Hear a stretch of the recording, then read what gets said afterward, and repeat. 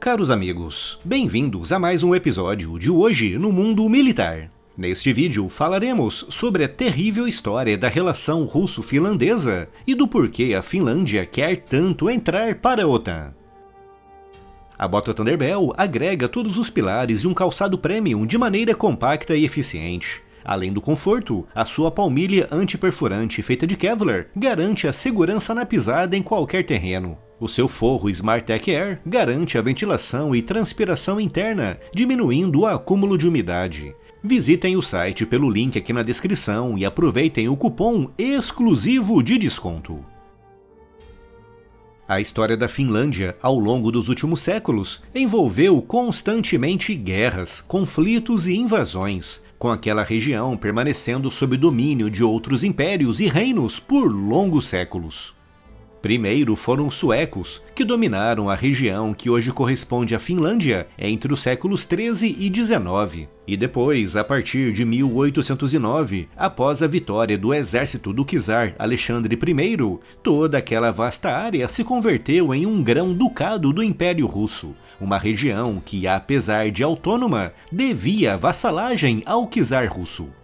A Finlândia, como nação plenamente independente, começou a nascer em dezembro de 1917, quando políticos e personalidades finlandesas se aproveitaram da convulsão na Rússia provocada pela guerra civil liderada pelos comunistas de Lenin. Após uma guerra civil que se estendeu por 3 meses e meio, em maio de 1918 a Finlândia estabeleceu-se como uma nação soberana e reconhecida pelo resto do mundo. No entanto, Stalin, que em 1922 assumiu o controle ditatorial da União Soviética, nunca aceitou bem a perda do território finlandês e por isso manteve com o governo da Finlândia uma relação sempre ambígua e frequentemente agressiva.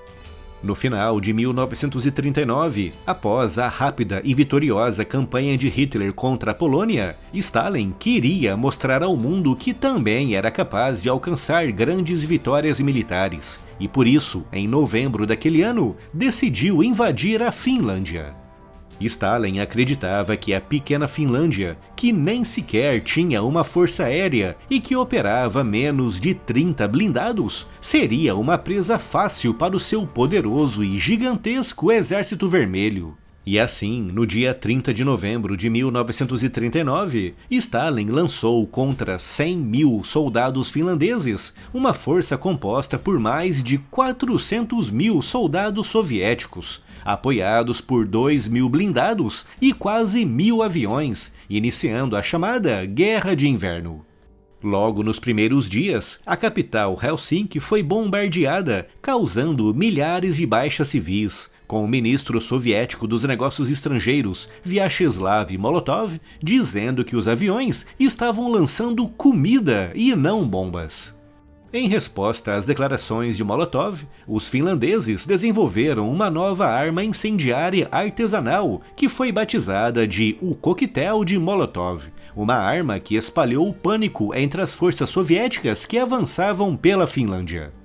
Ficou rapidamente evidente para Stalin que a sua invasão não estava correndo da forma como ele esperava, com as baixas soviéticas chegando perto dos 50% contra forças finlandesas atacando com esquis ou entrenós puxados por renas. Foi apenas em março de 1940 que os finlandeses foram obrigados a aceitar as exigências de Stalin, após causarem 380.000 baixas, dentre os 760.000 militares soviéticos enviados para a guerra. Do lado finlandês, as baixas foram de 70.000 militares, uma taxa de baixas de mais de 5 soviéticos para cada um finlandês morto ou ferido na guerra.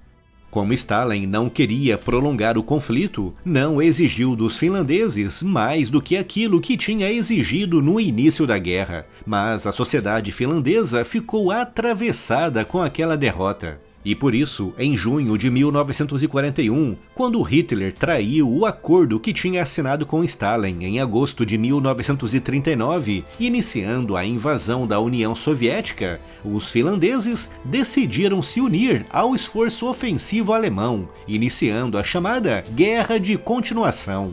No entanto, apesar dos pedidos insistentes de Hitler para que continuassem avançando, os finlandeses decidiram que só avançariam o estritamente necessário para retomar o controle das regiões que tinham sido tomadas à força por Stalin.